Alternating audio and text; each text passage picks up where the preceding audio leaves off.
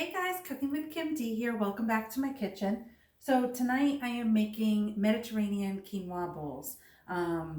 We do not eat the lightest in my house. We love food. We have a food addiction, and I am constantly baking and doing cooking demos that aren't always the healthiest food. So I do try to offset it with something healthy as much as I can. And this is one of the meals that I really love. I like it because I can prep it all ahead of time. My family is always on the go. I work full time. I do this part time. My husband works full time. He has outside commitments at night sometimes.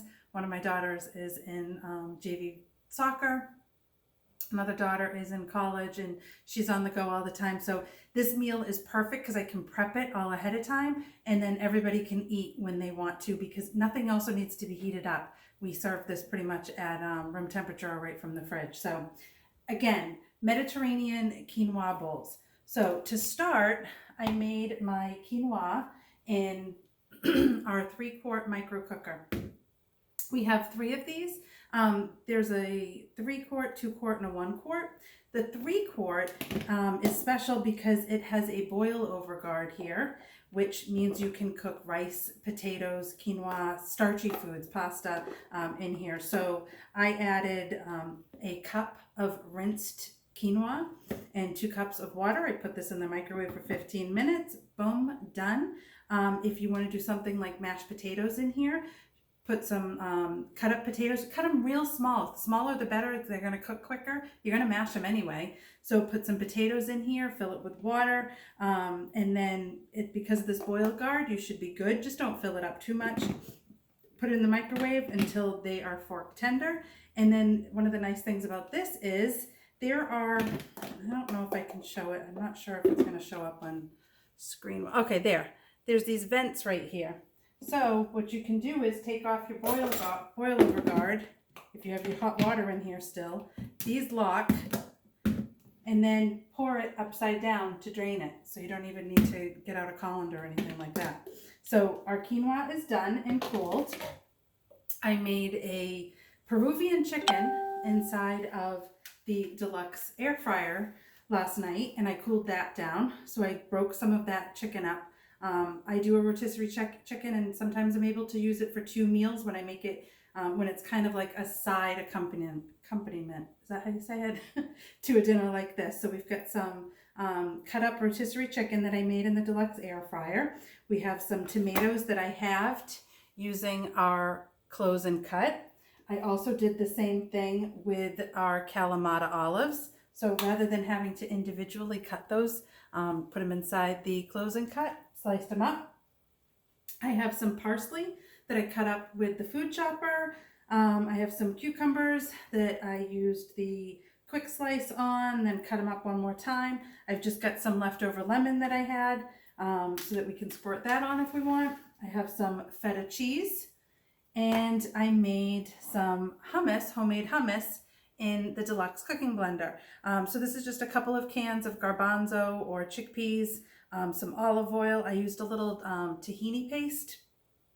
You could use sesame seeds if you wanted. What else is in here? A little bit of garlic, a little bit of salt, and a tiny bit of cumin. I like a little bit of cumin inside of my hummus. And then I drizzle on a little bit of olive oil at the end with a little paprika. Always serve it with a couple of lemons. I like mine really lemony. My husband does not. And then some fresh parsley flakes. So I have pretty much everything ready to go except for my red pepper sauce. Now, the red pepper sauce, and I'll post the recipe for it. It does call to put nuts inside of it. My girls have nut allergies, so I omit anything nut, and if we want nuts on the side, they can have them around them. They just can't have them. So sometimes I'll add nuts to things that called for it, but I've made this before without it and it's fine. So in the manual food processor, I have I think a 16-ounce jar of roasted red peppers that I just drained and then put inside of here. And whoops, my blade is not in the right position. There we go. So all I did was manually process that. And that gave me, now you don't want this, like I like it a little chunky. So that's all that is a 16-ounce can jar of the roasted red peppers. To that, I'm going to add a half teaspoon of salt,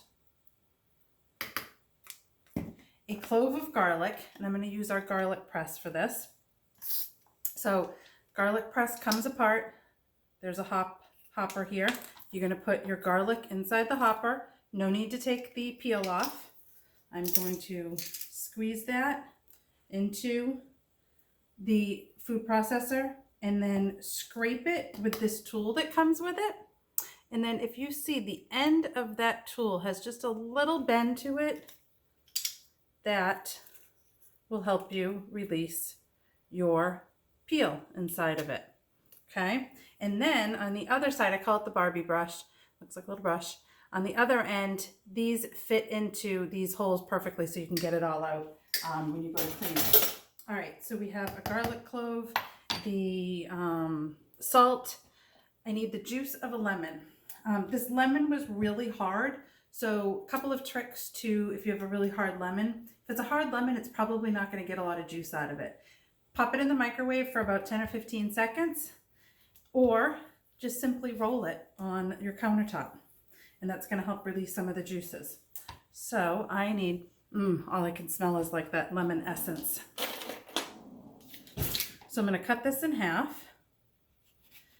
Now I can do this. We have two tools to juice with. I have a citrus press, which I do use a lot, but I'm going to use our juicer so I can show you this tonight.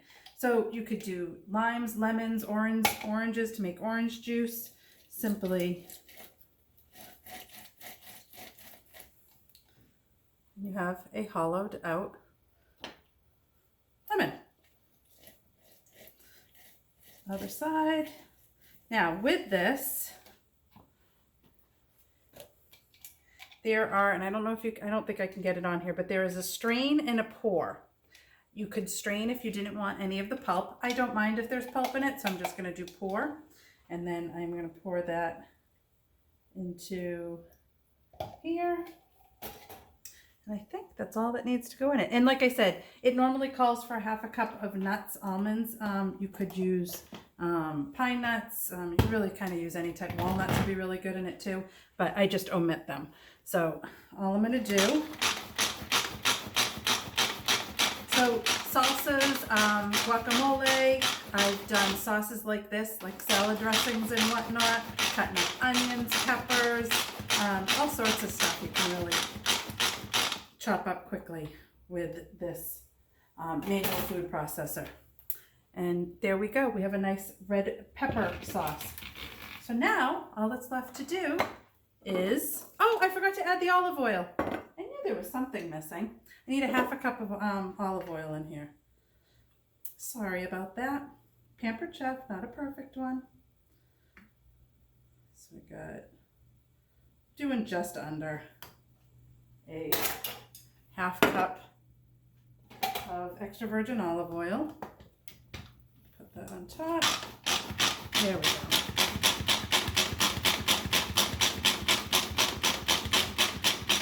And there's our red pepper sauce.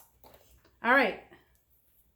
Now to construct these, I'm just going to take a little bit of, not a little bit, I love quinoa. If you haven't tried quinoa, give it a try. It always kind of freaked me out. I don't know why, until I started eating it. And I actually prefer it at room temperature or chilled over it being warm. But if you don't like quinoa, try it with rice. You could do it with rice just as easily. My son's not a big quinoa fan, so he's going to make some rice and do this on top of rice. All right, so I have my quinoa. I'm going to add, and I kind of do it. You can do it however you want. You could sprinkle it all over. I kind of like just the look of it, you know, being separated like this. Some olives, love Kalamata olives. Obviously some chicken from my rotisserie chicken. It was a Peruvian rotisserie chicken. It was really good. Lime and some salt, some pepper, some cumin, some paprika, some oregano. all kind of things most people have in their kitchen, not real difficult. Just kind of used our silicone basting brush, put it on top, put it in there 45 minutes in the air fryer. Oh, the condo smelled amazing. All right, next we've got gotta have feta cheese. It's Mediterranean, gotta have feta. I know some people don't like feta. I just found out my mother does not like feta. Okay, didn't know that. Parsley. I love how parsley gives it just a nice brightness. This is curly parsley. And then lastly, we have my hummus that I made in the deluxe cooking blender.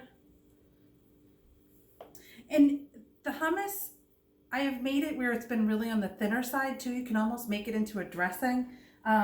I don't think we're going to use all this for the quinoa bowl, so I kept it on the thicker side so that I could have some veggies with it as well.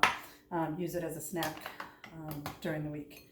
And then a red pepper sauce. So some pretty great flavors in here. Tomatoes, cucumber, Kalamata olives, our chicken, our feta cheese, curly parsley, our homemade hummus, and our homemade red pepper sauce. So quinoa bowls, and again, really something easy to throw together. I keep it inside of the large cooling serve. This is great. Throw it in the fridge. Everybody can eat when they want to eat, and all the cleanup's done, so they just have to clean this out when they empty it. So any questions, guys, please feel free to reach out. I'd love to help you guys, you know, maybe find one of these products for your kitchen for easy prep and easy weekday meals. So have a great night. Bye-bye.